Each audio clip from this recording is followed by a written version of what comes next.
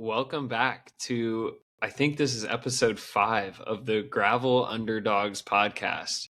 This one is solely a Mid-South recap covering how mine and Chase's race went. We're going to get into the pros and the cons of this race specifically, talk about everybody's results, talk about Chase and I's predictions, and get into what went well with this race, what could be improved, and then also talk about some tech at the end and listener questions as always. It is currently 7 a.m. where I'm at, so Chase and I are both a little sleepy and drinking coffee, so we'll wake up throughout this podcast. So stick with us if we're a little groggy this morning. Chase, how you doing? I'm doing good. I'm at my parents' house. I think for the 5th week in a row, I have a different background for myself. Yeah. So Your background currently looks very nice. I like it. yeah, like my mom has this like face light thing. So if I moved over, my Whoa. whole face would be like Is your mom lit a up perfectly. podcaster? No, she's Or is this for makeup? Are this you is at her for makeup table? I'm at her working desk table. Oh, okay. But It's for her work what do they call that? Zoom meetings? yeah. Yeah. Dude, I'm excited for this one though. This one's gonna be fun. It's the best week of the best like gravel event, I will say. Maybe not race, but event overall. Yeah. Also like one of the top 3 races I put on my schedule. And yeah, there was some drama. There was lots of positives, couple negatives. I know they're working on. Yeah, I think the very first question we should ask about this race is this the first gravel race of the year? Or like the first real gravel race of the year? Because you have raced, this was your 3rd gravel race after BWR Arizona and the other one in Texas, Valley of Tears. How did this compare to those two? Dude, it's so much bigger than those two. Like, yeah, like this is the first real one, right? Yeah, like BWR, maybe I talked to 10 people or like, and then yeah, Valley of Tears, same thing. It's just like very small community. And then you go to Mid-South and it's thousands of people and like a whole bunch of groups from Minnesota come down, and I bet the same thing from Indiana, and it's just like, holy smokes, like, okay, this is actually the first event. So the other two, I don't know what you want to call them, but yeah, this is definitely like the kickoff. I've been thinking about this like every single week, how we're going to score races. And I think like if we had A, B, C, and D races, maybe something like that, I think this would be still not an A race, like a B race. And then the other two would be like C races, the ones before this. And then like all the local small races would be like D tier races. Yeah, but this was also, not only was it the first big event of the year, but it was the first ever American gravel race with a separate pro start, or a separate day for the pros, I should say. Not separate day pro start. Yeah, separate day. So the pros had a 1 p.m. start on Friday, which I don't know. What are your thoughts looking back? Yeah, what were your thoughts going in? Dive into the positives and negatives of the separate start day for the pros. Yeah, we'll just cover that now. So obviously with that comes, I think, a lot of obvious positives, and that the age groupers get to watch us start and finish as they choose, because they don't also have to be racing or getting ready for the race. I know with the 1 p.m. start and us finishing so late, I heard from some age groupers that they wanted to be at home with their legs up instead of watching us finish, which isn't a bad thing. I don't think that everybody wasn't there to watch us finish, but I think the 1 p.m. start could have been a little earlier, so they could watch us finish. But there was a ton of people at our finish. What do you think? Yeah, I thought there was a whole bunch of people at the finish. I Like way more personally, than usual. oh yeah, I would. Man, I haven't finished On Bound in a couple of years, I feel like, but if I remember right, it kind of felt like how many people are near the On Bound finish. Like If not there was more, at yeah. there was at least 2 blocks of high fives I was handing out because Yeah, spoiler alert, my day didn't end up so well. So I just rolled in and was handing out high we'll fives get and there. Yeah. yeah. But Um, yeah, yeah. What other positives came out of the separate start days? we got to go out on course Saturday. So Mm-hmm. me, Trey, Drew, Carter, and Henry from the Lunchbox crew, we went to like the top of probably one of the bigger climbs. I think so. And Yeah. I stole Roughly my mile 22. I stole my Airbnb bongos and we made a Hopefully the few. owner of that doesn't watch this podcast. Sorry, Chris Johnson, if you're listening. Uh, and then uh, we just had a party on top of the hill. I would have loved to have like snacks, but it's just not in the budget when there's 3,000 people passing you. So there Yeah, wasn't any we snacks, but for the next race that does separate days, and we're gonna go out and bongo on the course. I think we need to get like a wagon to bring all the stuff yeah, to where we're gonna hang out, because it was like an like a mile walk. it was a mile walk. I Yeah, don't think like we didn't like take pictures and post about it. Okay, I did post about it, but it was because other people took about it. I wasn't like some yeah, other pros who had a photographer like out there just taking a picture of us so we could post about it. yeah, But it was like, yeah, we definitely put in a good effort to bring the best vibes possible. And I know some like Drew really wasn't happy that we had to walk, but afterwards he's like, I'm glad we went to that spot. And yeah. like, oh man, it Drew was was so like, let's cool. just stay right here, Yeah. and I'm glad we moved, because the top of the hill was definitely the spot to be. Mostly I because everybody was going slower because they were at the top of the hill. So we yeah. had more time for them to listen to me play the bongos. I also wanted to pick that spot because we'll get to it, but there was a rutted section where I thought some crashes could happen and I thought maybe a bad crash could happen and like we would have to be the people to help get them out. So Yeah, the actually crash was like, we could see that rutted section off in the distance. yeah. Yeah. Um What other positives? We got, well, I don't know if you did too, but I was able to make it to the start of the age group race, which meant got to cheer on people that I knew that were racing, got to pick up bottles from people that I was racing, got to grab jackets that people were taking off right before the start. So we got to help the age groupers. Got to do aid station hand up duties for the age groupers, which we normally don't get to do because we're usually racing. So it was nice to return the favor, because usually people are doing that for us and we don't have a chance to return the favor. So that was cool. And we got to watch the finish of the age groupers. So it was cool to watch like some people that I coach finish and things like that. Yeah. dude, some pros may say they liked the separate start days because they could get out of town They earlier. could leave earlier and not have to interact with any age groupers. Yeah, but Yeah. we aren't those people. You did Okay. a whole bunch. Okay. How Should we get many pros, I guess on the men's side, because I didn't pay, I know there was some female pros out there, but I can't name them. Mhm. How many men pros stayed and participated on the age group day? Okay, so the reference of having someone having a pro bring a photographer out to take a picture of them so they could post about it.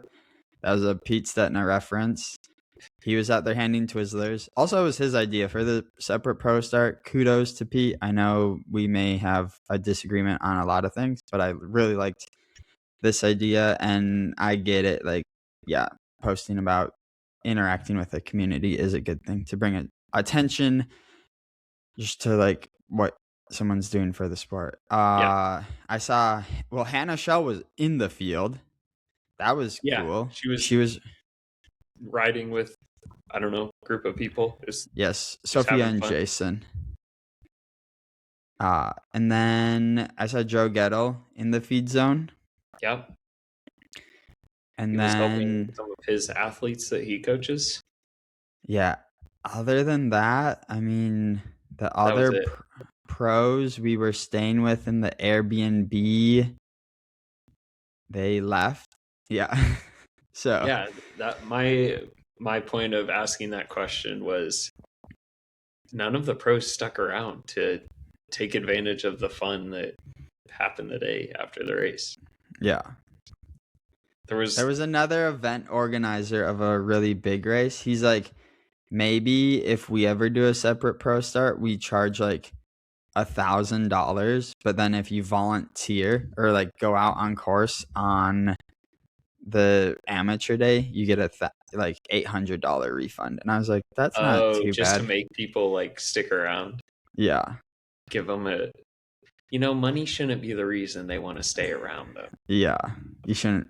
Yeah. You know how we were up on top of that hill playing bongos? Yeah. What if every race that had a separate start had what we're just going to call the pro hill? And like we just lined both sides of the road of this climb with just all the pros just like cheering and running next to people and stuff. That would be so fun. People would love it. That. People would be so stoked. Just be like riding up a hill as Dylan Johnson's running next to you. Except that'll never happen because he won't stick around or run. So that'll never happen. Any other pros and cons of the separate starts? No, if you were an amateur though, like let us know what you thought about the separate pros or the separate start day. And I'll probably end up talking with Bobby in the next few weeks to just give my feedback. Negative was we didn't get a chance to go to the expo. Oh yeah. What did you notice that? Yeah, like there was never a time we could have made it to the expo really, other than like if we went before our race, which is kind of out of the cards if we want to race well. Yeah, I would have liked to go to the expo. It's always a good way just to even like I went at 8 a.m. when one of my sponsors was setting up because I had to grab stuff from Abus. But yeah, it would have been nice to just go say hi to these people I've been emailing all year and you don't or all winter. It's the expo is so important for the pros just so we can like hang out with or meet or just stay friends with all the people that sponsor us or try to get new sponsors. That's the reason we need the expos is because we don't really get an opportunity to hang out with most of our sponsors, which is pretty important for professional bike racers. Yeah, the only expo tent I went to was the Silka tent for like 3 to 5 minutes because I lost my little CO2 chuck. So I ran over there to ask if I could grab a CO2 chuck from the boys at Silka, and they hooked me up. So thank you very much to Silka for giving me a CO2 chuck that I luckily didn't have to use in the race. Dude, but I got one more. This is a negative about the separate start. The eating was so weird because we had a 1 p.m. start. So like I woke up, I normally have breakfast, and 2 hours later I'm on the bike. Yeah. I didn't know what to do after I ate. I was like, do I just have another bowl of cereal in like 3 to 4 hours or What did you eat the morning of the race, and what time did you get up? I got up at, dude, I got up at so I slept at the Good Life house, which was across town. Long story short, 6 a.m. because I had to get back and help get all the Devo stuff set up. Yeah. So I got back, had Frosted Flakes, and then a piece of cinnamon sugar bread. And then I think I just ate another bowl of cereal. I don't think it was actually enough. And maybe that's why my race played how. Yeah. Maybe. Be. How about you? I think I was up right around 7. Not because I had to be, but that's just my sleep schedule, I guess. I tried to sleep in, it didn't work out. Had a bowl of cereal right when I woke up, and then shortly after that had some pancakes too. And then 11-ish, so roughly 2 hours before the race, had a big bowl of rice with some eggs. And that was hopefully a good pre-race meal, I thought, but I don't know how that worked out either. Yeah, it's super hard to eat for this start. And I heard a lot of pros talking about it. It sounds so simple, but I guess it's hard to figure out. Because normally you wake up, eat 2 to 3 hours before the race, and you're just ready to go. Slam a gel on the start line, and that's all the food you need. But this one, it's if you ate breakfast at a normal breakfast time, then you're going to be hungry by the race. But then if you separate your meals, then it's you're eating too close to the race. I guess it's just another piece of the puzzle that shouldn't be this hard to figure out, but it was. Yeah. And a lot of pews ended up puking during the race. Yeah. I know that.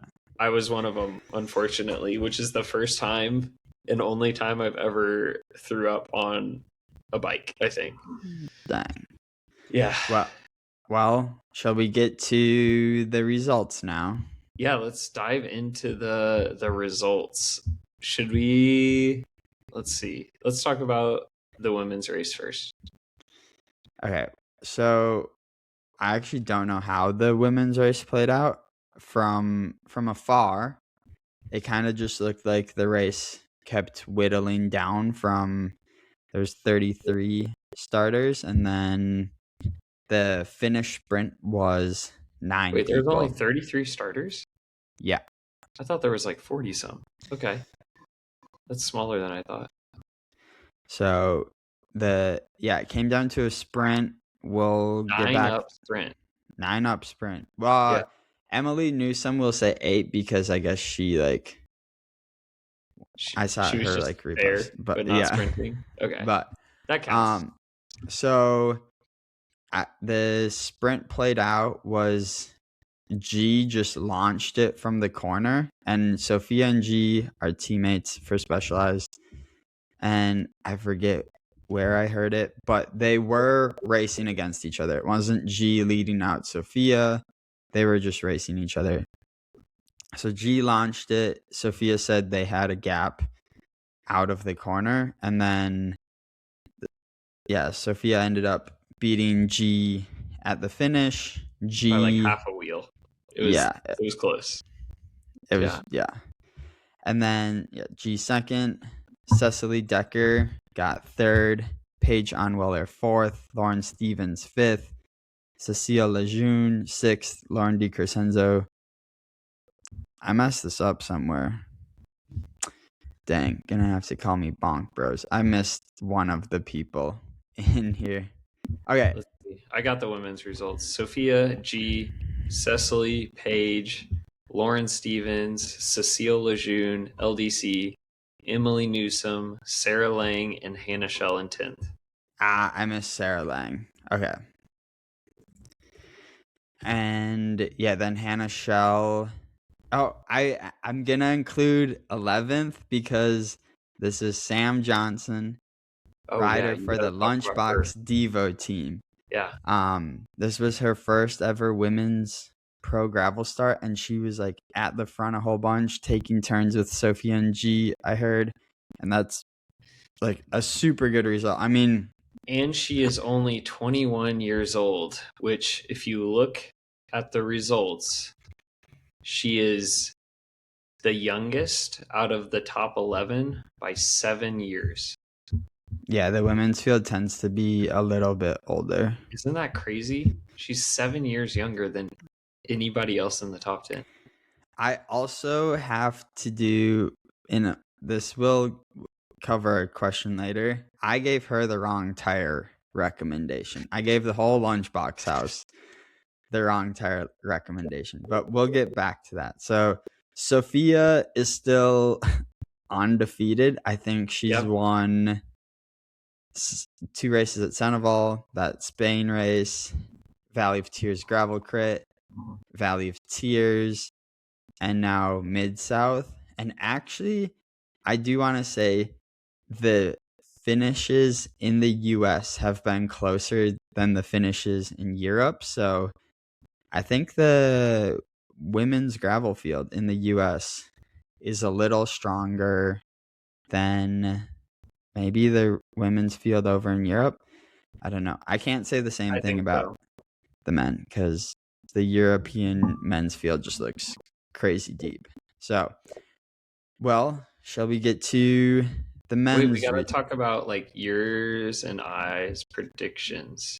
Oh yeah, for the race, like how many we got right or wrong. Okay, so my predictions was Cecily Decker first, Sophia second, Lauren D. Crescenzo third, G fourth, Grace fifth. Yeah, and I had Sophia, Cecily, Cecily, then Cecile, then LDC, then Paige Onweller. Yours was pretty close. Yours was way closer than mine. And you got the winner. I had the winner correct, and then Cecily, Paige, and LDC were in my top 5, and they were in the top 5. So the only one I missed out of the top 5 was G. Yeah. Okay. The men's race. Okay. How did your race play out? So my race was, I'm going to start off by saying I'm happy with my result. But then I'm going to say I was kind of surprised at how quickly I was dropped. I think it was just due to first race of the year, haven't hit a ton of VO2 yet this year, so the hard start and super hard efforts up the climbs had me suffering way more than I'm used to suffering. And yeah, it was dropped like 32 minutes in, 34 minutes in, something like that. I never like blew up though. I just got popped and was able to keep pedaling hard, just not hard enough to stay with that lead group. And then from what I've heard from everyone else, they got dropped right at 40 minutes in, which is that really long climb, like the longest climb on course. So I got dropped somewhere between 6 and 8 minutes before everybody else started to get popped. And I think in that time I lost like 2 or 3 minutes just in that 6 minutes. Maybe not quite that much. I don't know. Yeah, so I was riding. I could see the group up the road. When I got dropped, I was completely solo for like 2 or 3 minutes, and then 3 other guys caught up to me. And those 3 other guys I rode with literally until the finish. Obviously there was 1 or 2 guys that came in and out of that group, but for the most part it was the same guys the entire race, and we rode super well together and rode pretty strong together. Yeah, I had to be in like 40th to 50th place when I got dropped, and by the finish I finished in a 6-up sprint for 25th, finishing 27th out of that group. So throughout the day we caught 15 to 20 people, and just like that little group of 3 or 4 guys, we would just like catch up to solos or a group and straight up just roll them. Like occasionally somebody would get in our group and ride with us for like 2 or 3 minutes and then just be out the back. It was the wildest thing that like no one that we rode past or caught up to stayed with us. So we were, I guess it just pays to get dropped early so you can ride strong the whole race. I don't know. I Maybe. think I think I would agree with that. My I race. was gonna say one other thing. I almost caught Chase Ward. Not almost. I think we finished 3 minutes back on you. Were you riding with Tim Saver? I don't know how to say his last name, and Chad Haga. No, I guess I'll give my race recap. Okay. So I made the front group, which was just insane. I was thinking maybe we can ask Kobe to join the podcast next week or something. But about an hour in, like right before we roll through town, I look over to Kobe and I'm like, he's like, "How are you doing?" I'm like, "Not good." I'm like, "How are you doing?" He's like, "Okay." I'm like, "This has been a really, really hard start, right?" He's like, like kinda. And he's like, he was "Yeah." just chilling. He's like 370 normalized. I'm like, bro, Whoa, that's holy really crap. hard. So yeah, I made the front group, got popped at mile like 55, like right after the aid station.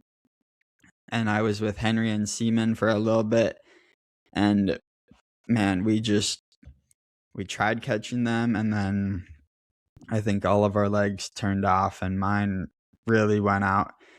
And then the next two, I mean, dude, our gap was so big. I think I rode solo or with Henry or with Seaman for an hour before we got caught by the next group. And I was doing 200 watts. How many people were in that front group? Like 10? It got whittled down to about 10. Yeah. And then you eventually got caught by Dillman's group, Drew Dillman. Dude, right when they get caught, Dylan Johnson attacks. And I'm like, that makes sense. He didn't want you helping Drew out. I was like, and then that group was probably less than 10 people, 6 to 8 probably. Yep. And then, I mean, I got dropped from them pretty quick. Like there was that hill right after the bridge. Yeah. And I got dropped there. And then I rode alone for another hour. And then I got caught by a group of 3 people, got dropped by them, or by 4 people, got dropped by them. And then Skylar Taylor, he was also in the front group. He blew up and I met him in the double track and we just rode in together and like, we're chatting. You and Skylar Taylor finished like same time basically. And then Chad Haga and Tim Saver were like less than a minute back from you guys. Yeah. I wasn't sure if you guys were all together at some point, but it sounds like they were chasing you, I guess, kind of. Yeah, looking back, I'm like, because Julian, like, there were some people from that Dylan's group that finished in the top 10, and I was like, dude, if I just would have been in that group, I think it would have been so much better because that front group, like, Cam Jones, obviously, like, he's super strong. Like, that wasn't a surprise. But also, Brennan Wirtz was just on one. Like, I've never seen him ride that strong and also that smart. Like, he sat at the back for a lot of the headwind section. And then when it came to the crosswind section, he just lit it up with Cam. And then you also had Pete Stetna in that group, who I thought wasn't going to do very well or ride really strong, but he just crushed it. Like, I've never seen him. So it looks like, just based on the time gaps, the front group, I would say, was by the end only 6 people deep. Mm-hmm. But it was really 2 groups of 3. So Kobe, Cam Jones, and Garrison were all on same time. And then 3 minutes back was Daxton, Adam, and Pete. And then another 3 minutes back was all the other guys. So like even Brennan was 6 minutes off the leaders by the end. Yeah. and he was in 7th place. So from 1st to 7th was an 8-minute time gap, which is crazy. Yeah. So yeah, results were Kobe Freeburn won his biggest win ever. Which, dude, gravel's crazy. Kobe was not like, I'm friends with Kobe. I don't think he'll care that I say this, but he was not good at BWR Arizona. And everyone has bad days. Like, I had a really bad day and rolled in for 22nd at Mid South. But dude, it's just crazy how one weekend you can like have such a bad race, and then the next year winning Mid South. Yeah. So he beat Cam Jones in a sprint, which I think that's more impressive. That makes the win even more impressive. Like, to beat Cam Jones in a sprint is pretty crazy. Yeah. Michael I'm Garrison. honestly surprised Garrison. Garrison got 3rd. I'm surprised he wasn't able to pull off the sprint, being a very smart, tactical crit racer. Like, I'm sure he was totally cooked by the end, but I feel like with his race brain, he should have been able to still pull off the win. But either way, pretty good result for Garrison in 3rd place. Yeah, he was riding super strong and probably was off the front more than any other rider in our group, at least when I was following. Daxton in 4th. He, like, Truck Boys. Also a surprising result, I think. I mean, he's been good this season so far. Yeah. He's an early season guy. That one doesn't surprise me. Daxton was super strong, and he got 5th at Valley of Tears. Like, if he would have really well. Yeah. Adam Roberge 5th, Pete Stetna 6th. That's the biggest surprise for me in the top 10. I did not think he was going to be super strong because he's retired, and that's the strongest I've ever seen him ride. Brennan Wirtz in 7th. Julian Gagne, my Lunchbox teammate, in for 8th. And dude, he was in that chase group. This is what I'm saying. He got to do a steady day, and he had aero bars and just like clawed his way back. And then he beat Alexi, and then Joe Gettle, also not from that front group, that initial front break, rolling in for 10th. So I think the chase group caught the lead group by the end. Not all of them, but some of them. Pretty impressive. So my predictions was Cam Jones, Seaman Nordal-Svensson, Alexi, Simone, and a Lunchbox racer. So dude, mine was way off. Cam Jones was anybody? Cam Jones. That's it. And that's it. I had Alexi. That was a bad pick. Drew Dillman. That was a bad pick. Cam Jones. Good pick. Simon Nordal-Svensson. Bad pick. And then Garrison. Good pick. So I only had 2 of my 5 were in the top 5. Simon Nordal-Svensson DNF'd, man. What's up with that? Well, we got popped at the exact same time, and I remember riding I rode by him, and he didn't even look over at me when I was like telling him to get on our train. He was like just so cooked. He didn't even look over. I was like, oh, not good. Yeah, he had some tummy issues. Yeah, that 1 p.m. start got him. Yeah, he literally just biked to the Airbnb. Instead of going home or to the finish, he just rode straight home. That's so funny. Poor guy. So are you surprised by Kobe's win here?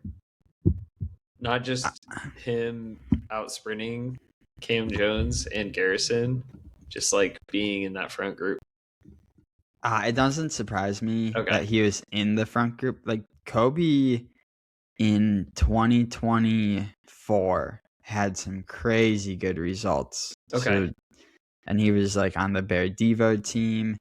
I remember being like, this kid could probably be one of the next future gravel stars. And then last year, I don't think he had. Oh, dude, last year he went on a tear and just won a whole bunch of local Colorado stuff. And then I don't know, like I don't know if he was at Gravel Worlds. I ended up beating him at Gravel Nationals. And then I can't remember how the rest of his season went. But Yeah. no, Kobe's been an up and comer. And like, Is he in the Grand Prix this year? yeah, he's in the Grand Prix. Okay. Yeah. Yeah. I wasn't sure. He's also like super nice. Like all those Trek guys I really like. And the last person to and it sounds like so Daxton got 4th, and it sounds like Kobe and Dax did do some team tactic type of stuff coming in towards the finish. It sounds like Daxton just sat on the front a lot, so Kobe could save it for the sprint. I don't know if that's true because I wasn't there, but that's what I've heard. And in talking about that, I think we should go back to the women's race for a second and talk about the women's Trek riders, because I remember us talking about this in our pre-race predictions, talking about Cecile Lejeune and Paige Onweller, both on Trek. Mm-hmm. And it kind of sounds like they didn't act like a team whatsoever. I don't know. Sophia talked about it a bit in the Sophia and Alexei Vermeulen podcast. She said that when her and Paige got off the front for a second, when they looked back, it was Cecile pulling the group back to them. So quite the opposite of team tactics there. I haven't listened to the Sophia podcast. So I don't know. Like, there could be. I mean, it could have been a team tactic to not let Paige go away with Sophia. You know. Also, it could have been like, was Cecile on the front sending a fake tempo? So like she's like going kind of fast. So it seems like she's like trying to chase back the front group, but like not actually. Like I did that 2 or 3 times at the start of the men's race. Like I was trying to create a little gap on the front, but really I was trying to let the front group go, but also maintain the speed of our. I don't know if it was you. I don't think it was you, but the first like group to get up the road was because of Lunchbox Racing. There was 1 or 2 guys up the road just like a second or two, and then 1 or 2 Lunchbox guys would get on the front of the rest of the peloton and not block, but definitely hold up a little bit, and the gap was created so quickly. And there was like nothing anybody could really do. Like it was perfect. There was a couple of times. I mean, every time there was someone off the front and in Lunchbox, and it wasn't like Lunchbox plus the favorites. It was like Lunchbox plus just a couple other riders. I remember one time we turned right and I forgot who was next to me. I'm like, we just need to take this corner a little bit slower than they were going. So we did that. And then there was another time there was a street crossing and there was a stop sign. And I think it was Mason, one of the juniors next to me. I'm like, hey, like, let's take this street crossing. Just be a little safe here. So we would kind of slow it down at intersections or whatever. But I know we talked about some of the listener questions prior to hopping on here. Somebody asked what made the men's race, the start, like so fast, or who was like pushing the pace. What do you think the answer is to that? Because it didn't seem like any one person or team was pushing the pace. It was just full gas. I mean, what separated everything, what actually like cracked the field to pieces was Cam Jones. Okay. I remember because there's that like slight downhill and you take a right. Like there's a stop sign and you take right, left, up the hill thing. Just right and and then like you bend slightly left and go uphill. Like on the map it looks like it's just a straight road, but there's like I remember him going to the front there, and I'm like, this is it. Like, I know it Yeah. has to go single file at Yep. this turn, and it goes uphill, and you got like 1 or 2 miles, and then it's crosswind. So Yep. when I saw Cam going to the front, my alarm bells were going off. So I like got up there as quick as I could, and yeah, that's where the group really broke apart was, I believe, I right don't have there. my any of my files pulled up currently, but I remember looking at it after the race, and from the start to 30 minutes in, I think our average speed was like 26 and a half miles an hour, Yeah, which is like absolutely ridiculous. I don't know if it was the checkpoint was in the wrong spot, but we went to the first checkpoint with a 27 mile per hour average. Yeah. Which, Yeah. dude, Insane. is insane. That might be the fastest race start to date. Yeah. I think so. I don't know. And that, I think, leads into tire choices. Yes. I don't know if Yeah. you agree on that No, little no, transition I just no. did, but Yeah, no, this is definitely the time to talk about yeah. tires. So, Yeah.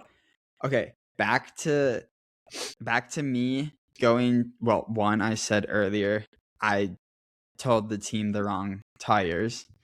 Spoiler alert, I told them to run 2.2 Dubnitals because there's a few rocky sections near the start when it's a big group, near the end when you want like grip to break away, or like less rolling resistance and rocky stuff. And then there was like 1 or 2 downhills that just like went into fresh laid gravel. There was a lot of pretty chunky rough sections of the race too. Yeah.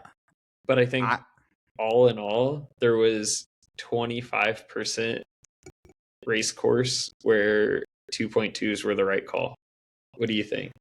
Dude, I think less than that. I think 10%. And because I remember when I asked Kobe, how are you feeling? And he's like, pretty good. Or like, he was like, like, I also was like, those Terra speeds were a good choice, weren't they? And he's like, yeah. I'm like, I think I chose the wrong tire. And then I was like mentally in my head the rest of the day, like, I think every person in that. Okay, so Alexi misspoke on his podcast. He said Kobe ran 38 millimeter. Yeah, that was wrong. They don't make 38 millimeter Terra speeds. He was on 45s. Yeah. Which is like, I think just because I was on Dubnitals all winter long, I like lost faith in the flat protection of a standard gravel tire. And you hear some people be like, they just bash gravel tires. And I think gravel, like a 45 was actually the right choice. Every person in fast 45 was the right choice. So in the way I'm thinking about this, I ran Race Kings, which is the same as the Dubnital, in a 2.2. I think all close to half the field was on Dubnitals or Race Kings. Like every time I looked down, it was like that's what people had. So a lot of people thought that was the tire for the course. I think partially the reason so many people chose it is because when you pre-ride, you're not doing those like super hard, punchy uphill acceleration efforts. You're just cruising or going fast down the hills, which makes the 2.2 feel appropriate. Where I got dropped was on, I think, the climb you were talking about where Cam Jones sent it on the downhill. Right-hander curve left up that hill because it went single file. It was full gas up that hill. And since it was a slower start into it because of those turns, trying to spin up those 2.2s after like a little gap formed, I just couldn't catch, which I normally get dropped on climbs. So maybe I should always choose a smaller tire to roll up the climbs faster. Now, any section where I was in my group and we were on a flat, fast section or a kind of downhill or very downhill, I would be on the front just like motoring, because the tutus roll so fast when the course is fast. They just don't accelerate fast, which is where I got dropped. Yeah, I think maybe if you're doing like a time trial on the course, the tutus may be faster, but when you're actually racing and you need to follow The punches.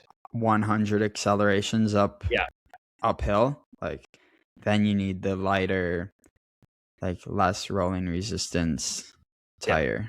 Yeah. Something you can just spin up a little quicker, because this race was 100% just one acceleration after another, because all those rolling hills, as we call them, they're not rolling. You're screaming down a hill right into another climb.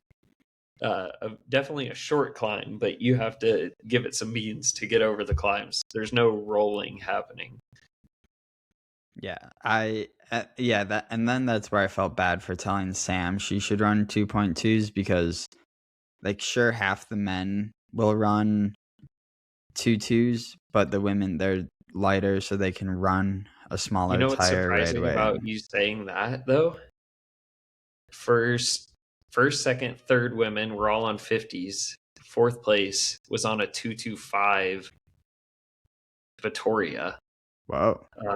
Yeah, I think Cecily Decker, did she get fourth? She got third. Paige got fourth. Oh, so Cecily got, she was on a 225. So first, second were both on 50s. Third place was on a 225. And they all sounded like they were happy with their tire choice. I wonder if it's because the women's field is less punchy, maybe? Yeah. Also, I'm sponsored by Continental, and currently there's not a 50 millimeter tire besides the Terra Hard Pack, but yeah, that's so I have to. I think if I had a 50 available, I at least would have gone down to the I could have chosen a 50, and I kind of think that almost any 50 gravel tire is slower than the 2.2 Race King. It's like it's that weird in between where most gravel tires end up being heavier than any 2.2 mountain bike tire and possibly roll faster just because of tread pattern and maybe aerodynamics. But for the most part, I think Race Kings / Dub Natals are faster than any 50. But I wish I ran a 45 for this race. Same here. Okay. Yeah. Done with the tire talk. Should we just get to the overall positives of the weekend? Yeah, so there's a lot of positives and negatives that came out of this weekend. But yeah, let's hype up this race a little bit with all the positives, because there was a lot of them. Okay, coming out of the weekend, just in general, it's amazing. Like from the start to the finish, it's such a great weekend event with the pros having their own separate start Friday, that being able to watch the amateurs Saturday, DFL party, bands playing all weekend long. If you like want to do community connections through group rides, there's a whole bunch of group rides. Like none of the pros are doing the group rides, but I know just for like this normal amateur rider who like, there's some really, really cool group rides, and I hope I can make. It's filled with activations, as we'll call them, things to do around the race. Like there's parties, there's group rides, there's events at any business that like sponsors the race. There's just always something going on or something to do. So if you're there, even if you're there by yourself to race, like you could fill almost all time outside of the race with something else to do, which is super cool. That's part of the reason this race is so fun, is because there's just a lot going on. So one of the biggest things, I feel like they were the ones to make this really cool and people have followed, is the DFL party. Yeah. This one, like, there's DFL parties at a lot of events, but this one just looks so much more authentic, or like, I don't know, like people want to go out and cheer that last person. This, Yeah. I wasn't there, so let me know. So I was there. I went to what's that bar called? Stone Cloud. Stone Cloud. Yeah. I pregame the DFL party at Stone Cloud for a bit. And then yeah, went to the DFL party. They set up a rock band literally like on the start finish line, not off to the side over the barriers. They're inside of the barriers, like under the banner, which is Bell and the crazy. Vertigo Waves. What is that? Bell The name and of the band? yeah. Yeah. So they were on the start line. Tons of people surrounding the band. Tons of people on the barriers for hours before the DFL person comes in, which is awesome. So it's like just a solid party. Like you could go and hang out, and even if there wasn't a bike race going on, it would be fun. Like it was just a party. Yeah, and then the funny story around the DFL party was somebody came in at 11:40 whatever p.m. and they sprayed the champagne. The DFL band, or they played the DFL song. Everybody cheered, and then on the microphone, the announcer said, "We're sorry, this is not the DFL." Um, so everybody cheered for the wrong person, and only a couple minutes later, the actual DFL came in, and they did the party all over again. It was crazy. It was kind of funny. I felt bad for the girl who finished slightly too fast to be the DFL, because I think she thought she was the DFL and then realized she wasn't. So kind of funny, but yeah, super sick. If you guys are at this race next year, please go to the DFL party. Wait, did they have extra champagne for the next person? I think people like just reshook their opened half empty champagne bottles for the next. Okay. So there wasn't like it wasn't as big of a champagne shower for the actual DFL. They used it up. But there was a little.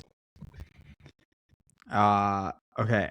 I'll cover the next positive. We already kind of covered it, and that was being able to go out on course and cheer people on as a pro rider and see them smile. Like, I thought that was one of my favorite parts of the weekend. I was about to say that was my like number one highlight from the entire weekend was being at the top of the hill cheering everybody on. Something we never get to do. Super fun. Also, it was what like most people came up rather than saying, "Hey Trey, how'd you do at the race?" They were saying, "Hey Trey, that was so nice of you guys to come out and cheer us on." Like people were stoked that we were out there. I think that was like the biggest thing we could have done to help, not help, but yeah, support the age groupers. So that was awesome. I think that was all your idea. So good job, Chase. Hopefully we'll keep that trend in the future. Next positive, we put Bobby hugs, but I think we could just put Bobby. Like, I don't know how that man does it, because he came over to our house Sunday night and he was there till 12:30 at night, and like, yeah. And then the next night we're at trivia and where like he's letting me ask questions. And actually, okay, funny story about trivia. We were doing trivia and Bobby was asking most of the questions and it was Mid-South related. So all these people at the bar know was nothing. This at Stone Cloud? Yeah, this is at Stone Cloud. Okay. None of them really know anything about Mid-South. And some of the questions are even like, Bobby's asking everyone what is his wife's favorite Stone Cloud beer, which like, so, and then was this Tuesday night? Maybe this was Tuesday night. And So then the bar was probably mostly just townies. Like yeah, bike racers weren't even there yet. That's so yeah. funny. Okay. Uh, and then like I guess one of the questions was like, how long has Mid South been going on for? And the answer was 14 years. And this one older guy comes up to Bobby and he's like, Mid South has been going on for 15 years. And Bobby's like, no, it hasn't. Like, I'm the director. Like, he's like, well, the internet said it's been going on for 15 years, which if you look on the internet, that means you're cheating. So, like, Yeah. he pretty much admitted to cheating. And then Bobby was like, no, like, the internet must be wrong. Like, Google AI must be Yeah. wrong. What a surprise.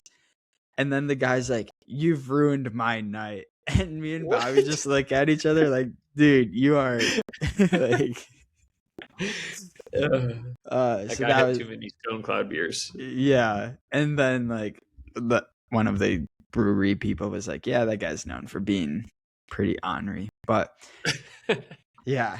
So and then dude, Bobby's out there giving hugs all day Friday and all day Saturday. Like he made his weekend even harder by having the pro like Yeah. start, because normally he can be wrapped up right after the running race on Yeah. Friday and like kind of just out party, I feel like. But then yeah, he had to be out till sunset essentially. Yeah. On Giving Friday, he was out there giving hugs from the start of the run race because he gave all the runners hugs and then all the pro field hugs. And then the next day, all the amateur hugs. That's a lot of hugs.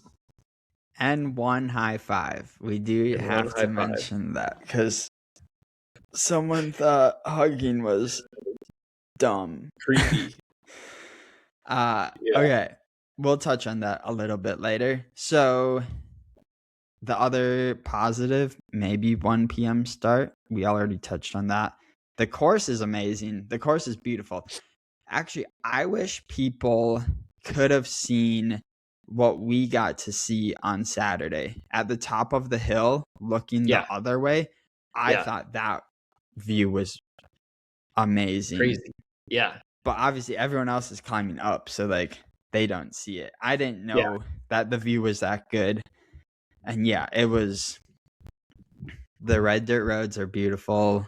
And yeah, I think there's some nice features too. Like there's random roads that just have like trees like overhanging. Like, and it doesn't feel like you're in the middle of a bunch of cornfields. Like it felt almost forest like in a few sections, which was fun. And then the no rules aspect. I like that part. Like I think it encapsulates the spirit of gravel. And obviously that comes with some safety things, and there's some big names really pushing for the safety of gravel, which I think is good. Obviously we don't want anyone to like die in this sport, but also I think a lot of the safety falls on the racers themselves. Riders. Yeah. Like, dude, we are on gravel roads. Like, I think the one thing that like every gravel racer knows is like the roads are open and you should be stopping or like getting really good at checking the intersections. Like that's what makes gravel gravel, and that's what keeps the costs low, because if you want to start controlling every single intersection, that's when the price of gravel goes up and it just becomes super exclusive like road racing. Yeah. The complaint about races not being safe because the intersections aren't closed. We're the ones running the stop signs, so we're the ones making it unsafe, not the race itself. But yeah, like every racer has to stop at the intersection. It's not like you don't stop, you're actually the one making it unsafe. So when you come to a stop sign, slow down and make sure it's safe before rolling straight through and just assuming there's not a semi truck about to plow into you. Yeah, that one was super like visible. If you weren't looking at a train and worried about finding a race official to complain about, should we just hop into the negatives, I Let's guess? just hop into the negatives. Along with what we just said, it is also a negative that the roads are not closed, but most races follow this way where the roads are not closed. It's pretty hard to close down 100 miles of road. Especially dirt roads. Like, Yeah, there was definitely more road closures. So this is the first year I've raced this race, but in the past, like the finish hasn't been closed, correct? mm-hmm. And it's been super dangerous. So they closed down the last couple miles this year. So that all felt super safe. The only spots that didn't feel safe was rolling stop signs and a car being there. Doesn't feel safe, but again, that's on us for not stopping. Yeah, so okay, the drama. So I think the biggest one everyone saw was Paige and Sophia almost getting hit by Yeah, the motor vehicle. That was like that was bad. that was the viral video from the weekend. It was really bad. I'm glad they're safe.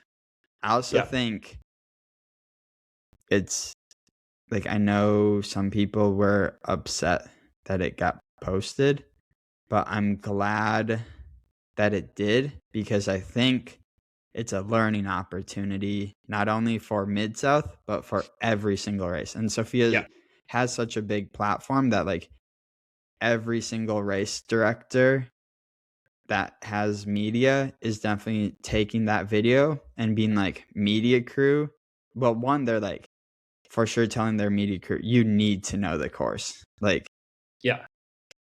and For then the people that haven't seen this video yet, I'm gonna describe it real quick. There is a part in the course where we're on like a wide open grass field, and the course veers to the left as we are following little orange flags that mark the course. it goes Um, from the gravel road goes straight, but yeah, where you're we supposed veer to go off into into the, the grass. yeah. Yeah, and the moto side by side thing kept going straight. Sophia was on the right side of the vehicle and she started to turn left, and the vehicle kept going straight and almost took her out. And she screamed at them appropriately. And when she did that, the moto got out of her way by turning left. And then Paige Onweller was on the vehicle's left. And so when it turned left, it almost took out Paige. So it almost crashed into Sophia and then almost crashed into Paige. And it was really bad and inexcusable. And I don't know who you're referring to saying that people got mad that it was posted, but yeah, I'm very glad it got posted because uh yeah, people need to know what not to do, and that is what not to do. Yeah, well, okay, I do want to say one of the issues that caused this, and I saw a video earlier, was whoever was driving this was always in front of the field. So I saw a Yeah, video of the women's field so in the men's, our lead vehicle was always behind us, or our media vehicle was, I yeah, think, always behind us or by the yeah, side of us. I never remember them in front of us giving us a crazy draft.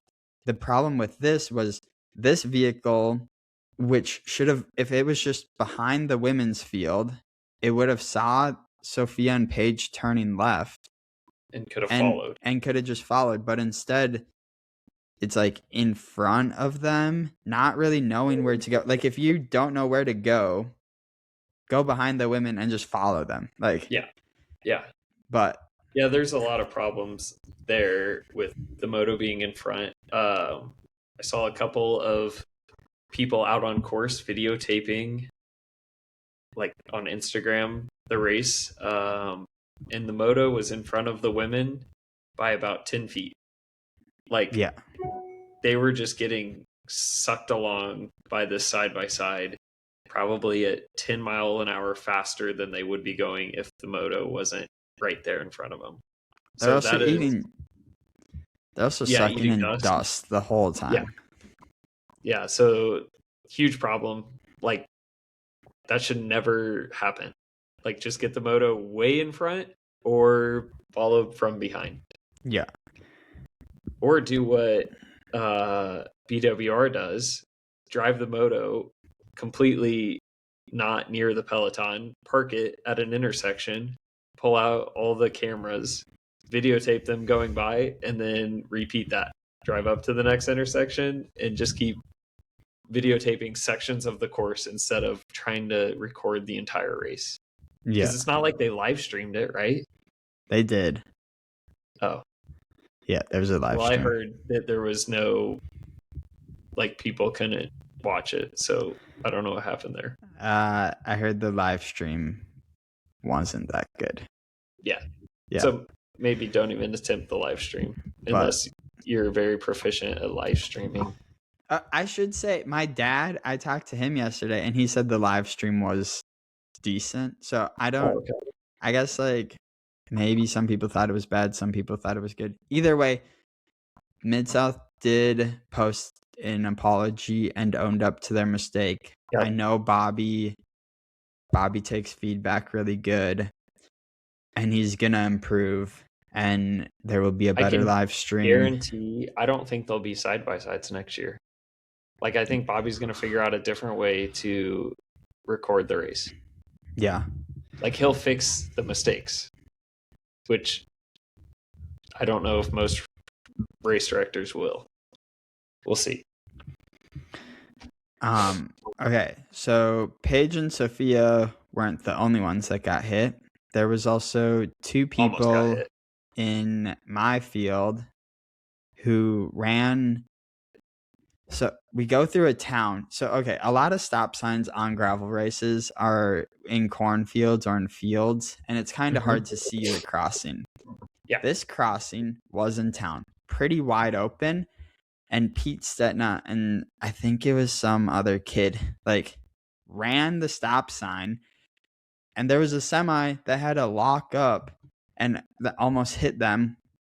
And I was so surprised that the semi didn't just like lay on his horn and give us the double finger because we deserve that. And then, yeah, I think Pete was just a little too worried because there was the train crossing. It seems like he was just a little too worried about finding a race official to make sure they start a clock so we get our time gap for anyone chasing back on. Like he was freaking out. And I can guarantee you this story will be told from Drew Dillman's perspective on Bonk Bros. But right when Joe Laverick and Drew rolled up, he was like, start the clock. Yes, like you 2 minutes. Start until 2 minutes after we stop here. Yeah, or dude, after we leave here. Yeah, it was two people. It was just. I think if it was the field, I would have maybe felt a little differently. But at the same time, the favorites were already all off the front. It wasn't like anyone missed the break, and and that's part of gravel racing. That's sometimes part of gravel racing. Stopped by a train, and if people catch up, guess what? They're in your group now. Yeah, like that. Sorry, that's just how it goes. So, I think you need to call out Pete a little more for running that stop sign and almost getting smoked by a semi. Mostly because Pete acts as the gravel police, and for him to just roll a stop sign and almost get smoked is a big deal. Yeah. Like man always talks about being safe and I have children and on, and he's the one like almost getting smoked by a train. By a semi. Dude, also the thing is, why are we in a rush to cross the road when the train is visibly right in front of us? No, you're gonna have to slow down. We're going to have to stop. Like I remember turning the corner, I'm like, oh, there's the train. So I was like, I think I was the last person or second to last person to cross the intersection because I'm like, why should I even pedal right now? Like we're gonna get stopped. So I'm just gonna like slow roll in. But yeah.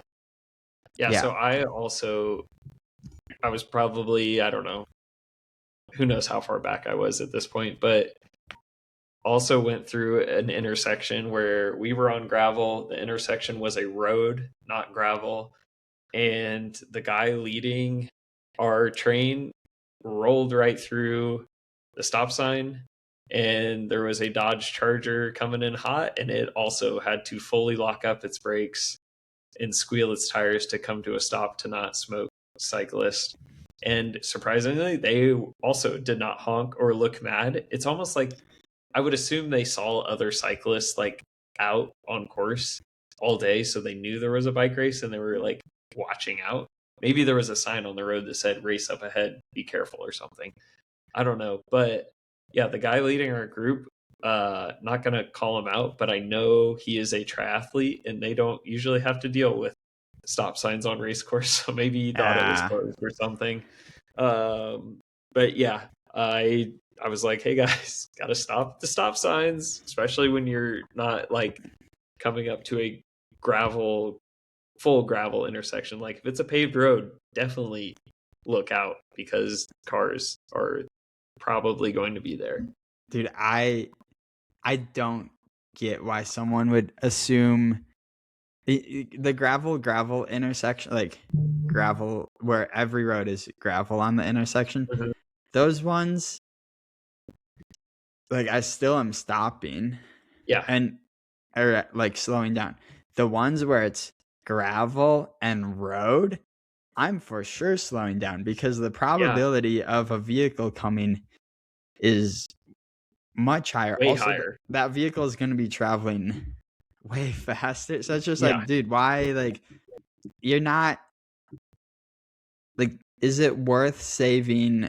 You know, assuming the group in front of you followed the rule and like slowed down, is it worth 1 or 2 seconds to just assume there's no stop sign or no cars and just like blowing it? No. Yeah. I remember at one of the Minnesota races, I was in the 100-mile and I caught the 50-mile. So like we were this big group and I it was just me and Eno. And this one guy like made this truck and trailer lock up and I cussed the guy out. And yeah, because dude, it's stupid. Like, again, this is gravel. Unless we find a whole bunch of money to close off the 100 intersections on the gravel course, you're gonna have to be stopping at the stop signs. That's just a part of gravel racing.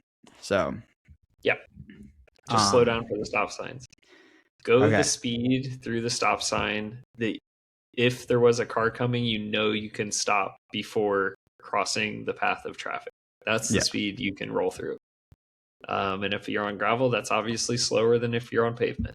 So choose to be safe is what I would say there. Next one, I put too much tea in the Peloton. That is because one rider, he ended up apologizing. So we have a 120-pound kid on our Devo team who's super strong, like 5.5 watt per kilo FTP. But he was, I think, opening a gap on like a slight downhill to the rider in front of him. And I know it's a thing in road that like when someone's opening a gap, you kind of like, if you want to be rude, you can kind of like come into them and like make them break. Basically chop their front wheel. Yeah, chop their front wheel. And one rider came and, okay, I'm just going to say allegedly, Daxton came up and told me this is what happened afterwards. So I'm just going off of the words of Daxton. And also this rider came up and apologized that he crashed my rider out. So I shouldn't say my rider. He crashed one of my teammates out. He came over and like chopped this kid's front wheel. Like if you see 100, like a very tiny person opening a gap on a downhill, give them some grace. Like, dude, this is gravel racing. We don't need to be riding that aggressive where we're taking out front wheels, especially if it's some super tiny person opening a gap to like Cam Jones. Just close the wheel. Like, if you want to race like that, go to Kurt Racing. Yeah. Go play with Justin Williams. This person did apologize. He did feel really bad. He said he just like wasn't thinking for a moment, but again, just like let's be nice-ish to each other, okay? Yeah. Okay. The other part of too much tea in the Peloton is there was a couple riders in our front group who were just yelling a lot. And at one point, I remember, like, I forgot. Like yelling at people, right? Yeah, yelling at people. Like, okay, this is a bike race. People can do whatever tactics they want to do. And maybe you like it, maybe you don't. But we don't need to be screaming at each other. So at one point, I forget who it was. I know it's between two people. I don't want to say which two, but they were letting it rip to another person. I just won't say their name either. And then like I'm behind this laughing because I'm like, dude, you're taking this way too seriously and losing your shit over the like if I would have seen this, if my teammate get crashed out by someone, I'm gonna go scream at them and like be angry because you're like Mason crashed at 30 miles per hour. I don't know how he didn't break any bones. Like I would have been mad at that because you're like causing physical harm. If you're screaming because someone's like sitting on, they weren't yelling at Adam Roberge. I'll say that. Like, dude, what is wrong? Like, dude, I just remember like this person lost it, and I'm so happy Seaman was right next. Whoa. Seaman was right next to me. Sorry.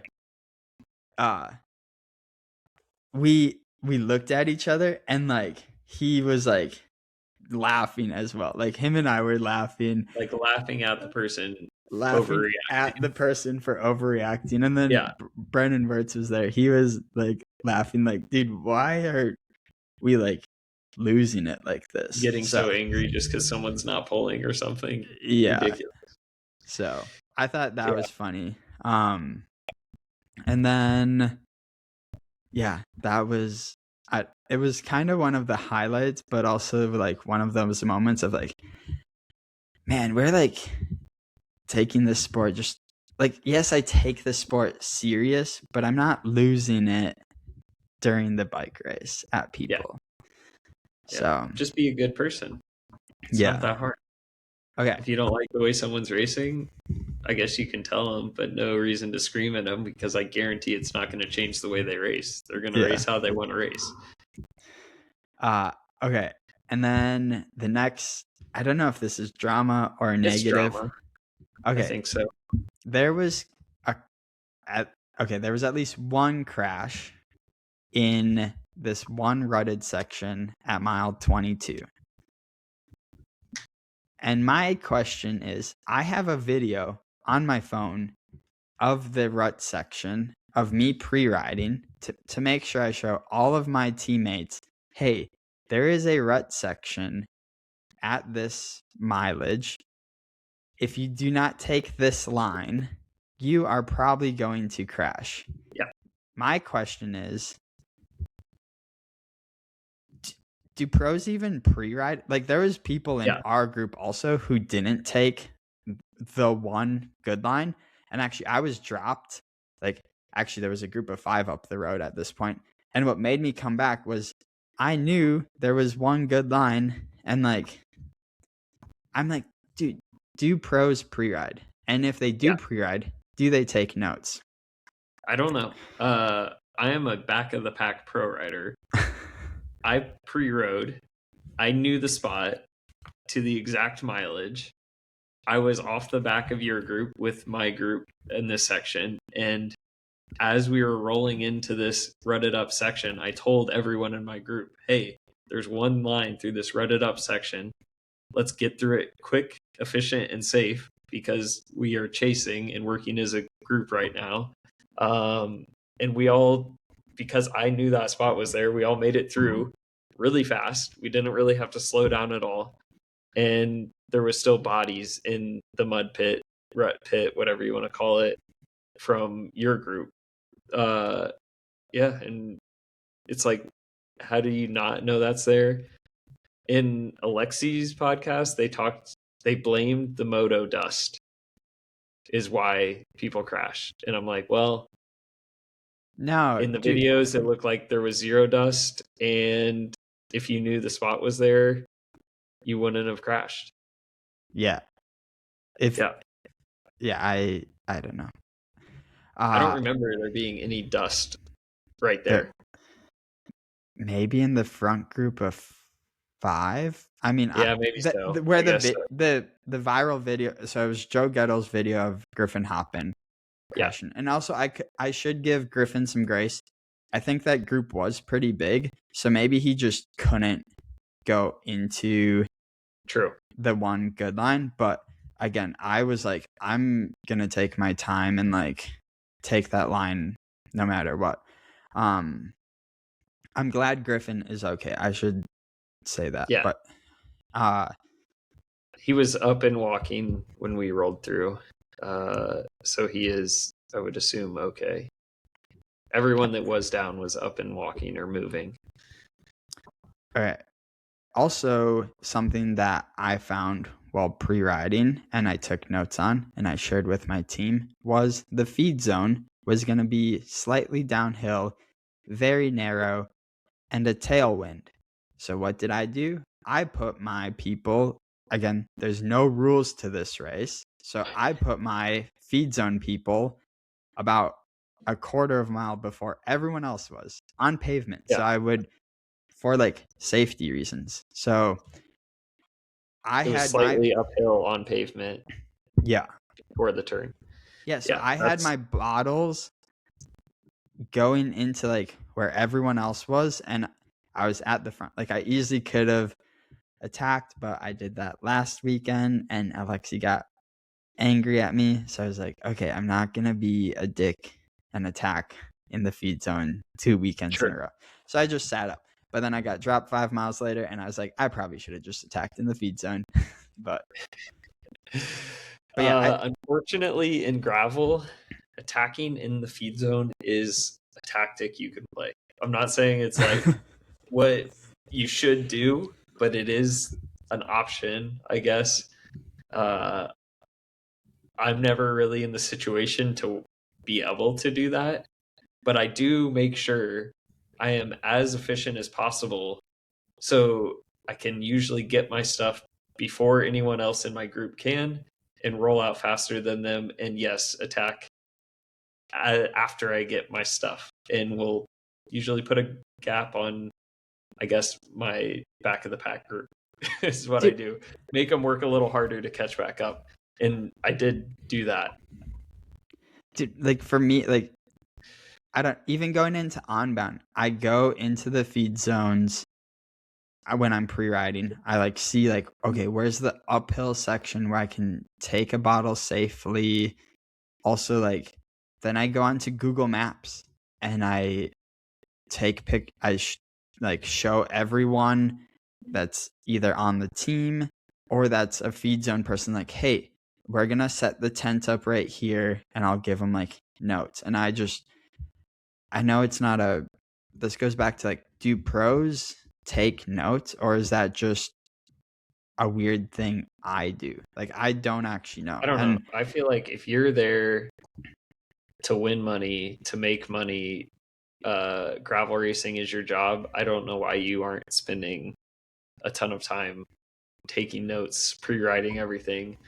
I obviously have a day job, can't be a race a week early, I don't have as much time as everyone else. But even then, even still, I still pre-write and try to figure out as much as I can.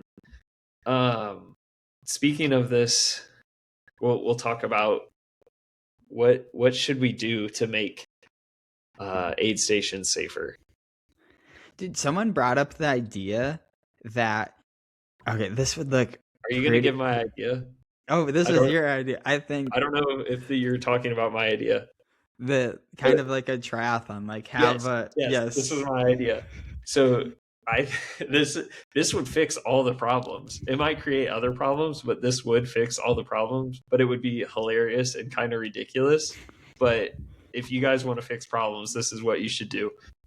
Create basically a triathlon transition where there is a strict dismount line, and if you don't dismount before the dismount line, you get a penalty or something.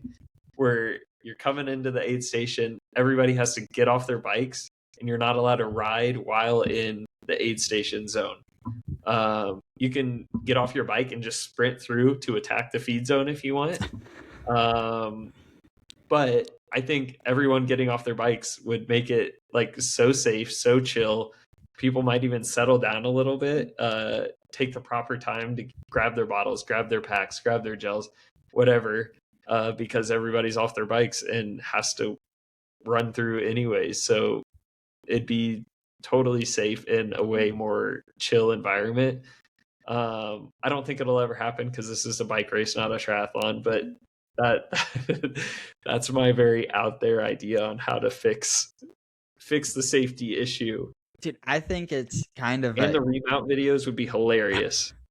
It's like an easy way to monitor to make sure everyone is, because I've heard like one of the things is people think we should do like you have to put a foot down at the aid station, at least for on bound. And well, there was a race a couple years ago where you had to, they like timed you through the aid station and you had to stop for at least 1 minute or something like that. Like there was a minimum time requirement of how long you could stop. Chase's computer, I think, is breaking down right now or something. So I'm going to keep talking about aid station safety. Yeah, I don't think 1 foot down does anything. Timing how long people are in the aid station doesn't really help. It's too hard to police, I guess, is the problem with that. So either turn it into a triathlon and make everybody get off, or a more likely solution is just put aid stations in better spots where they are on an uphill. Everyone has to be going slower because it's an uphill. Makes it harder to attack through the aid station. Easier to grab bottles because you're not going 20 miles an hour. That's probably the more likely solution. So I think this falls on race directors to just find a better spot on course to put the aid stations. Are you back, Chase? Yeah, I was fixing my curtains. Oh, okay. Yeah, no, I think the triathlon transition thing you could implement at big races like on bound that are in a city or like out through a little town, and like, and obviously something like Mid-South, it was on a gravel road, so it's a little harder to put some tape at certain spots, but I still think it's, I don't know, it's because then it looks dumb, but I think it's the safest way to get. It could work. I know it's like it sounds like such a wild idea, but like if it was implemented, I think it would work so well. No, I think so. And there would never be another like Payson crashing in the aid station scenario, breaking hips because people are trying to go through at 20 miles an hour, grab a bottle, and accidentally turn their bar sideways and go down.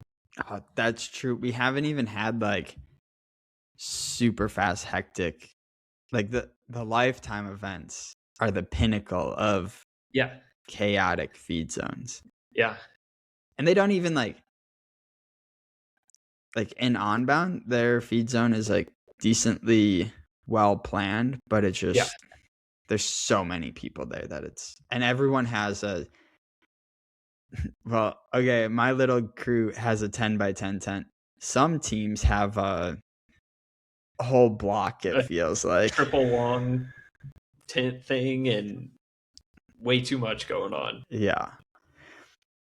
Everyone should leave a comment on their thoughts of the triathlon style aid stations. I want to hear thoughts. And I want one race out there to like, it could be like a small local race to test this out and see how it goes down. My feed zones are Well, mine are like old school gravel, like no outside support. You have like if you want something, you have to stop at the aid station. Yeah. So, okay, last. This isn't even a negative about the race, but I think we all, a lot of people had crazy drives home, flights home, canceled flights that turned into drives home. So my short story is I got stuck in Iowa because there was a blizzard happening in Minnesota. So I had to stay an extra night there. And then yesterday when I was driving home, I probably saw 30 flipped over semis and a Because of few the wind. because of the wind and Yeah. like the ice. Yeah. And that wind caused everyone's flights to be canceled, or I heard airports were like shut down for a period of time, like no flights in or out. Lots of just chaos in travel was happening. All the pros that decided to leave early, I'm sure you guys made it home real quick and safe, so good job for not sticking around. um, Me and my car actually made it home relatively unscathed because we just drove uh, and didn't have to head west where the bad weather was. We only had like rain and wind and stuff. Um, but as soon as I got home, because of all the wind and stuff, my power went out for like 24 hours. So that Whoa. kind of sucked because I like didn't have any food at home, couldn't shower, couldn't do laundry, like first world problems for sure. But yeah, that's my story. Okay. We're already 90 minutes in. Race or upcoming races. There's Rattlesnake Gravel, which happens in Texas this upcoming weekend. Yeah. People are probably like, what race is this? Well, it has a $10,000 prize purse. So that's pretty significant. And $2,500 to the winner. Seaman Nordal Svensson is going. Hayden Christensen is going. And I wrote down, I bet Emily Newsom is going. She's from Texas and she normally does like a lot of the races with prize money. And then I looked at the start and she is going. So my quick race predictions is Emily Newsom wins and Seaman Nordal Svensson wins. Sounds good. I don't have any other predictions or anything to add to this race. Okay. Dang. We're going to have to cover. Okay, let's blast through tech talk and then we'll get to listener questions. Okay, Dylan Johnson was on a blank bike. We were in the same house as him. You built it. I may or may not know more about the bike than anyone else, including Dylan Johnson, because I built the bike. I built it without a bike stand on the floor in the living room, and it made it through the race perfectly fine. So if you guys want a professional bike build, hit me up at thebicyclestation.com or slide into my email or whatever, and I'll build your bike and it won't blow up during a race. I should say, okay, I don't like. Dylan gave us the specs. He said it's 0.2 pounds lighter than a specialized crux. 2.2 pounds heavier than a specialized Dude, it crux. did feel really, really light. I didn't bring a scale to weigh it, but that bike felt light. Dude, and it looked pretty aero. So I will. It looked pretty aero. I will give Felt props. Good job on making a bike. The fork does look not good for 2.2s if there's any flex in the wheel, but at the rear too. It was tight. Yeah. Yeah, that I think we just need to say, like, if you're a bike brand out there making a gravel race bike, just make freaking clearance for 2.2s. Like, there's no reason to like make it tight. Yeah. Just put the clearance in. You can do it. Lauf has done it for 37 years now or something like that. Like, they figured it out, and I feel like they're a smaller brand. So if you're a bigger brand, just figure out the tire clearance. It's not that hard. Yeah. So Dylan's on a new bike. I would assume Felt is going to be making that bike eventually. Oh, Chad Haga was also on what looked to be the same bike. So another Felt rider. Would assume that bike is coming out soon. I don't know. And All these tech talk stuff, I always say I don't know because I have to say I don't know, but a lot of times I know this stuff because I am in the industry.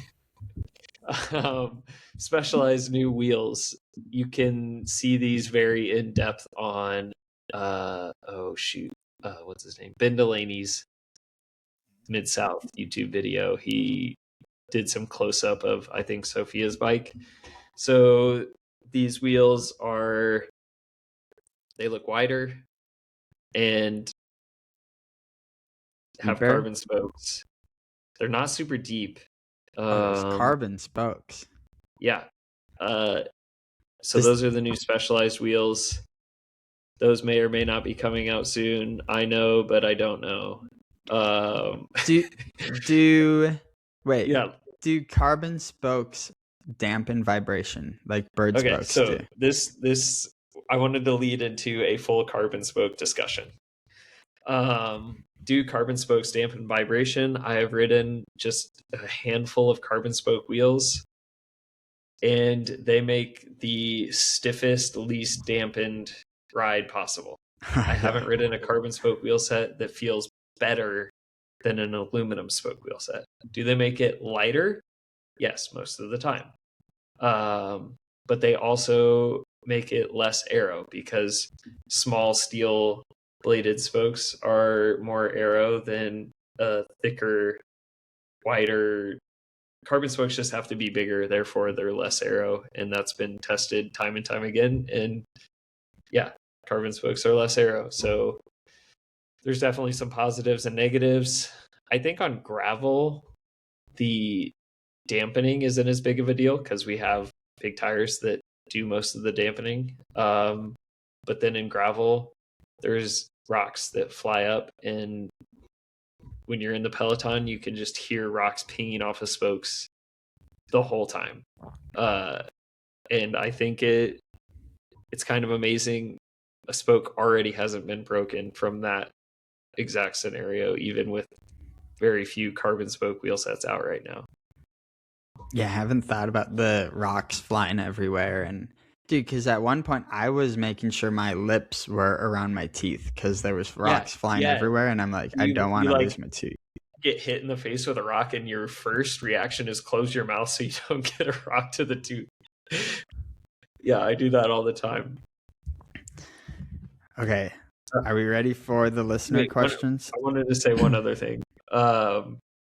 I have on my last year's set of NV45s that I raced like the second half of the season, one of the spokes I need to replace it. It's bent like a pretty significant bend just from a rock hitting it so hard that it like bent the spoke sideways. And if that was a carbon spoke, it would have absolutely shattered and detonated the wheel. Dang. So I don't know. What are your thoughts on carbon spokes in gravel racing? Knowing that they don't dampen the vibration. Like I used to run bird spokes, and yeah, boy, was it a soft ride. Like now I have the NVAR 40s, and I think there's positives and negatives to just the ride being so much more like, I want to say like buttery smooth. Yeah. And knowing carbon spokes are less aero, like I would just run bladed aero spokes. Yeah. And yeah. I think for a race like Sea Otter, if your wheel set could be 200 grams lighter, like it'd have to be significant. I would risk running carbon spokes just because there's so much climbing, but I don't think, like most races, I would take the dampening and aerodynamics of steel spokes over carbon or bird spokes. Okay. Listener questions. Yeah, let's run. This is gonna get spicy. We talked about. Dude, 2 more came in, and let me tell you, this second question, luckily it's going to be 100 minutes into the podcast because not many people will be listening, and okay. I got like 10 minutes before we need to go. So. Okay. First question by Grace Washburn. Why is Bonk Babe so cool? Because Grace is on the podcast. That's why. And Danny. So cool. And Esma. They're all great. It's all really cool people. Number 2.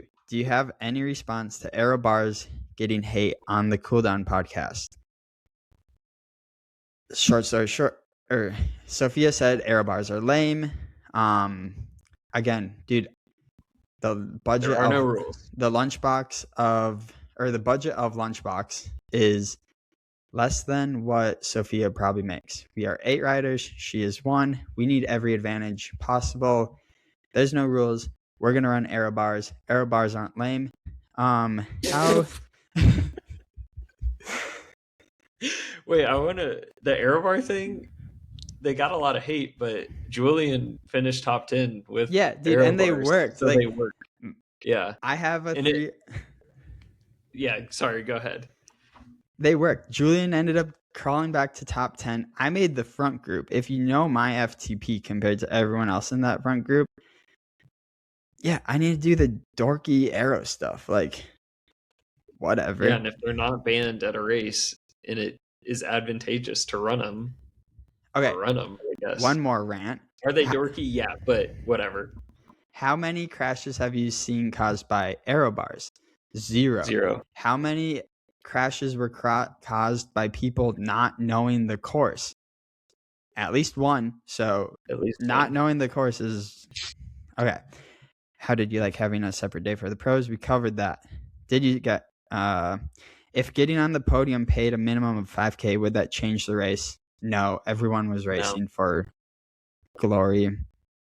Yep. Nerd clusters, optimal race fuel or gas station garbage. Those make your tummy hurt. Oh, they don't make my tummy hurt. I've had 1,000 Maybe calories. I just eat too many of them when I get them. I ate 1,000 calories of nerd clusters in 1 hour, and I felt totally fine. Who had the most epic crash? Griffin. Griffin was hopping. Favorite / least favorite part of the Mid-South course? I'm going to say mile 22 facing the other direction was my favorite part. My least favorite part was mile 22 actually on the course because I was scared I wasn't going to be able to ride the one good line. How about you? Do I give mine? Yeah. My favorite part is the super tame off-road section that a lot of people think is crazy, but it was the most fun to ride because I like blasted it because I pre-rode it and dropped all but one person in my group and they never caught back on. So that was cool. Least favorite part was the like 7th hill 34 minutes in because that's where I got dropped. Everything you ate before, during, and after the race. We covered that, I think. After the race, we went to Chick-fil-A. Wait, no, that was the next day. I don't remember. Wait, what did we do after the race? Everyone came to Good Life. The Good Life house. And we had a DJ, and it was banging. How tall is Chase? How tall do you think I am? 5'8". 5'7". Oh, it was close. Everyone who podiumed had gravel tires, not mountain bike tires. Will you continue to ride big tires? Yeah, I'll run big tires sometimes, but it depends on the course. Do you have advice for first-timers who crash out and have to leave the race?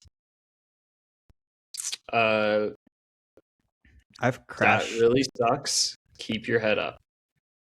Yeah, it will take a little bit to get your mojo back, probably, but yeah, keep your head up. Mentally rough. I've broken some collarbones, been out for a couple of weeks, and when all you ever do is ride your bike and can't do that for a little while, it really sucks. But you'll get back on your bike. It's not as big of a deal as you think, especially if you're a young rider. You got 15 more years of bike racing. This little crash is not going to affect you.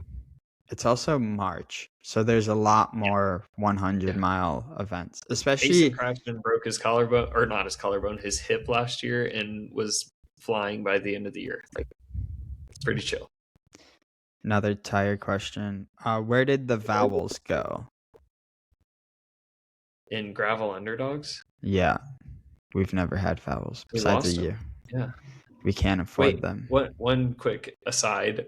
I think this is one of your sponsors, Underbutter. Yeah. They spell under the same way we spell under in gravel underdogs. They only left the U. I didn't even know that until I was talking about Underbutter with Drew. Why didn't somebody do the mega? I was actually surprised nobody tried doing mega. Well, they would have gotten blown away in the wind if they did attempt it, because the That's wind true. was like, it was like 48-mile-an-hour gusts or something, the weather said, the day after the amateur race. And the Mega Mid-South is an actual event at the end of the year. So if people are going to do the Mega, just do the event. Kobe Freeburn asks, who is at the top of the rankings, assuming our gravel rankings? I'm going to make a list. And I'm going to... No. Wait, we're going to have him on the podcast maybe next week. Okay, and let's get Kobe on. We'll have him make his own list too. I want to see where he puts himself. After this podcast, I'm going to text you all day long, and we're going to nail down how we're going to score this. Okay. I have some ideas. I'm sure you have some ideas, so we'll figure it out, and we'll create a Excel spreadsheet of everybody's names and all their points, and keep it running throughout the year. Justin McQuarrie, does Trey actually think I'm a meanie for asking if he was pregnant at the start? Okay, I'll tell the full story. I brought my pre-race bottle with me, the one that I wanted to drink out of while warming up and on the start line. And no one was on the start line to take my pre-race bottle from me, so I just shoved it up my jersey to create that like arrow fairing. It's a normal thing people do. I've never done it because it looks dorky. But I didn't have anyone to take my bottle, and I'm not rich enough to just throw bottles away every day. So threw it up my jersey, made the arrow fairing, looked dorky, rolled up next to him sometime in the race, and he looked over and was like, "Are you pregnant?" Because the bottle was like way down near my stomach, and I looked pregnant. And on his like video, you can hear him ask that, and I obviously had no idea what he was saying and sounded grumpy, I guess. And so a couple of people were like, "I'd be so mad if I got asked that," and I was like, I wasn't mad at all. I didn't even know what he said. So no, I wasn't mad at all. And me and Justin are like pretty close bros, so I would never get mad at him. Dude, this is like having a photographer take a picture of us out at the amateur race. But I gave one of my bottles to just like, there was kids cheering right after Guthrie. Yeah. And I was like, I had an empty bottle, and I was just like, you know what? They do this in like the Tour de France, and also Good Life just gave me 20 extra bottles. I was like, yeah, I was like, hey, do you guys want a bottle? And one of the kids was like, yeah. So I like chucked my bottle over, and I was like, I hope I made their day. So yeah, I'm sure you did. Holy Spirit of Gravel asks, who was the driving force behind the start being so fast besides Tailwind? We covered that. Cam Jones. Michael Garrison. Julian Gagne asks, should aero bars be allowed in all races? No, I don't think so. I think so. I don't think there's not. If it's a safety reason, then you need to take out MMRs if you're worried about people crashing. Yeah, there's so many other things that should be fixed before taking out aero bars. It's just kind of a quick fix. Pete Stetna talked to every racer, actually. He wanted Bobby to ban them. Yeah, so I know they won't ever come back.